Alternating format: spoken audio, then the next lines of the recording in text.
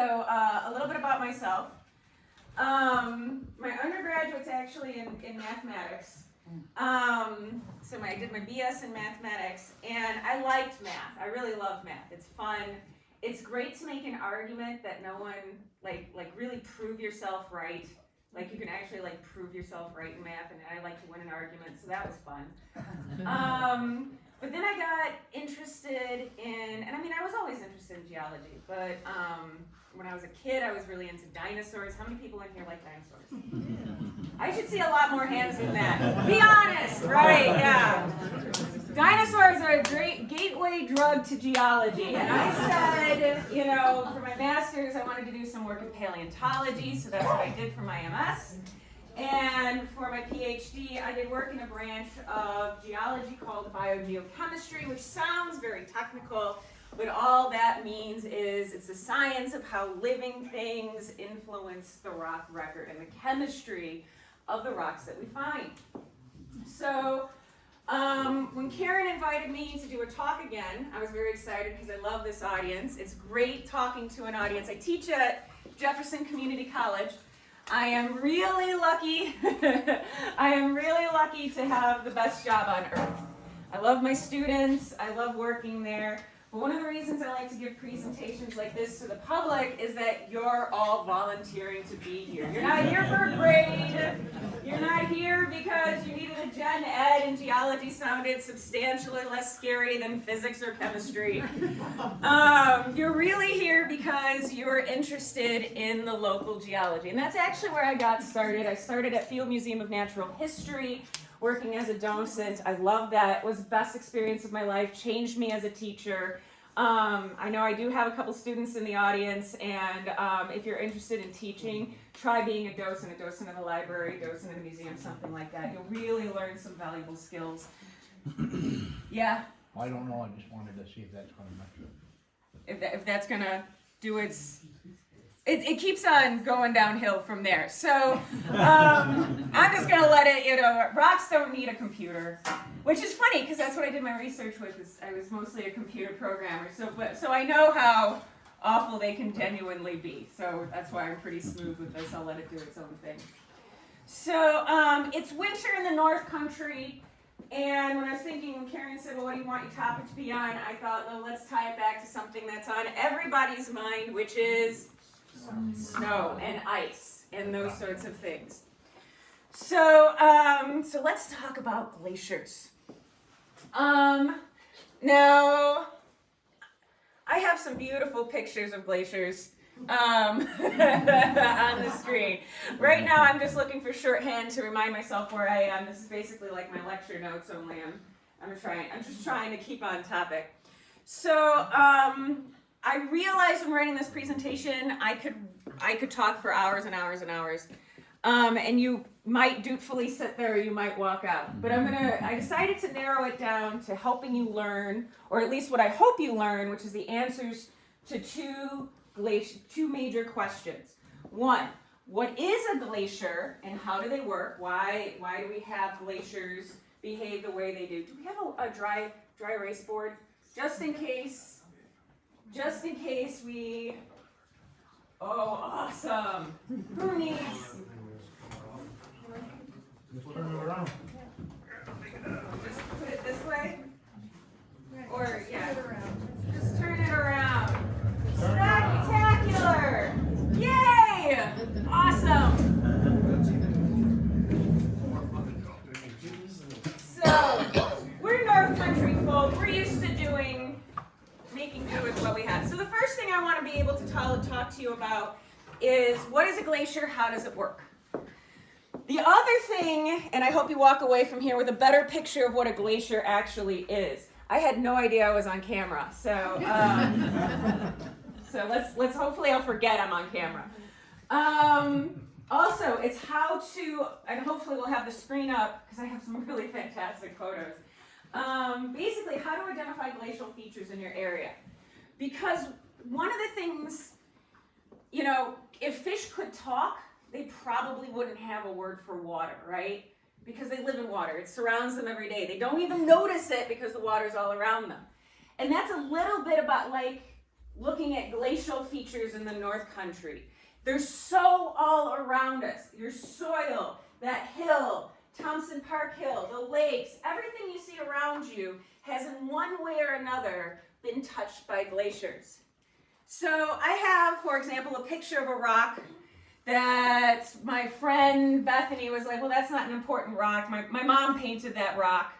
Okay, it's not, it's just a rock. This is my favorite, as a geologist, my favorite phrase is, this is just a rock I found.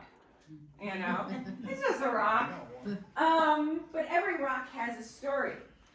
So those random rocks that you find around your yard, that sediment that you find around, what you plant your garden in, all of that has been shaped by glaciers. Now, once again, I just want to keep on target with what I'm actually planning on talking about. Oh, I had a cute quiz and everything. Darn it! Okay, so we're going to start off with... Why don't you show me and I'll load it onto this so when my laptop comes, we can just... hopefully- We can just... Yeah. Put it onto there. The thing about USBs is no matter which way you put it in, it's wrong side up. It's like your peanut butter always falls the wrong way. Save as, browse, create, save. Give it a second still. I'll just leave it in until mine comes. Okay, cool. So it's all set. So if you're confident that yours is coming, I'm going to skip over that because I really like the little quiz. And I'm going to skip ahead to getting a better idea of what glacial history was like. So one of the things about glaciers, a lot of people picture, and this is something I deal with as an educator at the college, okay? A lot of people picture Earth's history as, it's a little bit like, how many people have seen Fantasia? Anybody seen Fantasia? That opening part with the dinosaurs and everything? That's the visualization people have of Earth's history. So they're like, it was all melty and volcano-y, and then there were fish, and then there were dinosaurs, and then there were glaciers, and now there are us. Okay? But the thing about Earth's history is that it's actually cyclical. So I'm going to do my very best to draw a simple timeline and diagram of Earth's history up here on the board. Okay, so we can get a picture of what's actually going on. And these divisions, because I am a terrible, ask my students, I am a terrible artist. These divisions are not going to be positioned in the right, they're going to be in the right order, but they're not going to be in the right proportions. Thank you, scale. Okay. So how old is the Earth? Really old. Really old. 4 billion. 4.6. Really old. 4.6 billion years old. Okay, so this is billion years. That's the same as 4,600 million years. Then I'm going to add these numbers. These all indicate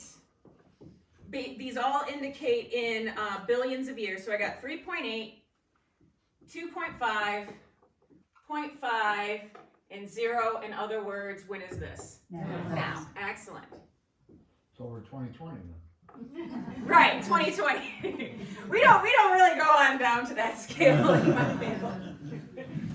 So this is a big long stretch of history. This one back here is the oldest one. That's Hadean. Hadean means hell time.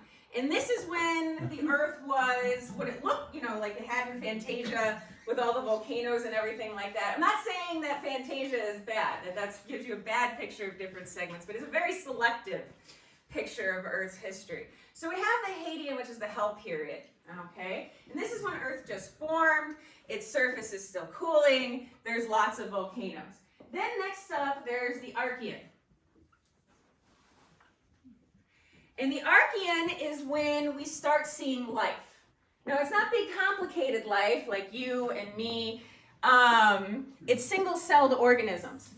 And a lot of those single-celled organisms couldn't even do photosynthesis. In other words, they weren't plants, they couldn't make oxygen. A lot of them were probably what's called methanogens. You probably recognize methanogens if you have like a lactose intolerance or just even just a human being. because those are the things in your gut that make methane, and methane in your gut makes, there we go. So, the next stretch of time is the Proterozoic. And I'm going to put a little heart there, because that's what my PhD was on, was the Proterozoic.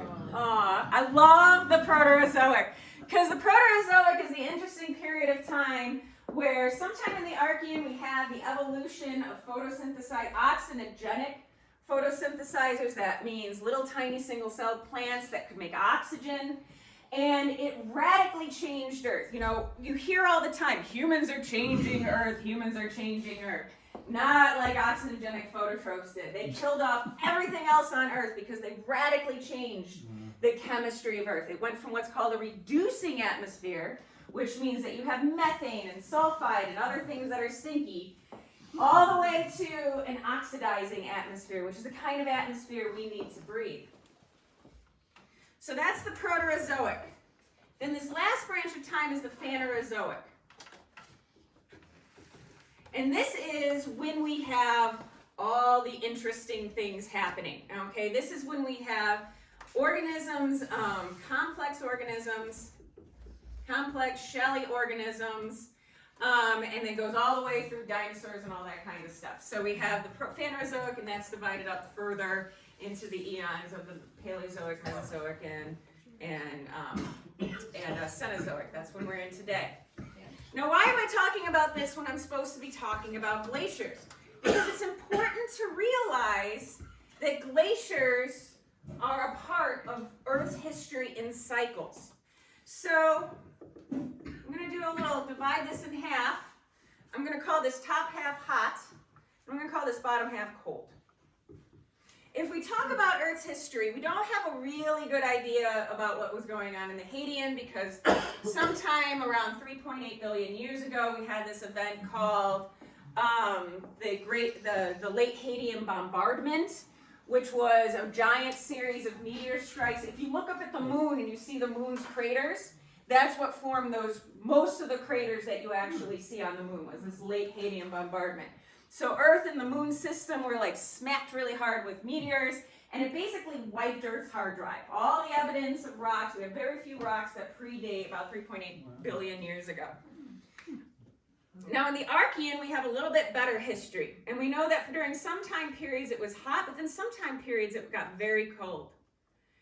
Same with the Proterozoic. It was warm for periods, and then it got very cold again. And then in the Phanerozoic, there were actually several glaciations. So we had it get warmer during the earlier portion of the Phanerozoic, which was called the Paleozoic, which is when most of the rocks around here form. But then towards the later end of the Paleozoic, we had a dip in temperature when we had the Carboniferous and glaciations. It got warm again, and then it would occasionally dip again. And then we go all the way over to the Cenozoic, where we're right towards when we are now, where we have the Earth generally cooling. Now, what's driving that cooling is actually several things. We'll look at cooling in several sizes of time scales, because we're actually in a cooler phase right now for several reasons. One of them being that sometime around 40 million years ago, we had South America and Antarctica break off from one another, and that allowed a current of cold water to basically go around the bottom of Antarctica, circle around Antarctica, and just kind of hang out there and stay cold. So what that means is two things. Number one, that means if you think North Country winters are bad, Antarctic winters are really bad. But the second effect is that it made Earth colder. Okay, so Antarctica being separated from South America, and also having this massive landmass at the poles where we can have a glacier build up. And we'll talk about why having a landmass down there is so important. Basically caused the Earth in the middle to the late Cenozoic, in other words, our time, basically from the end of the dinosaurs up until today, to go through this gradual cooling over the last 40 million years. Oh, excellent. Thank you, Karen. So, on a week, Karen? yeah, the secret to the laptop. So Slideshow. Come on, man. Okay. So I'm going to go out of order for the first few slides because I wanted to, don't look at that one slide. So this is what I attempted to draw over there. I'm actually pretty proud of that.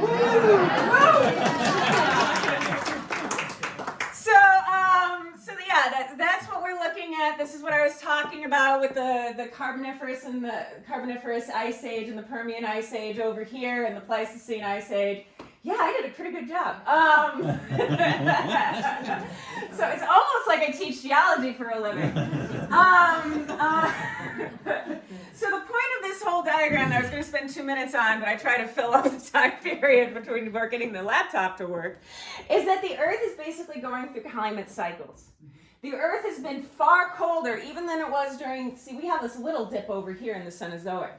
It was absolutely massive here in the late Paleozoic, and this doesn't even begin to express how cold it got during the early Proterozoic, and sometime, actually, this one doesn't have it. There's also, there should be another dip over, well, they put it over here. Some people say it's over here in the Archean. Because those time periods earlier in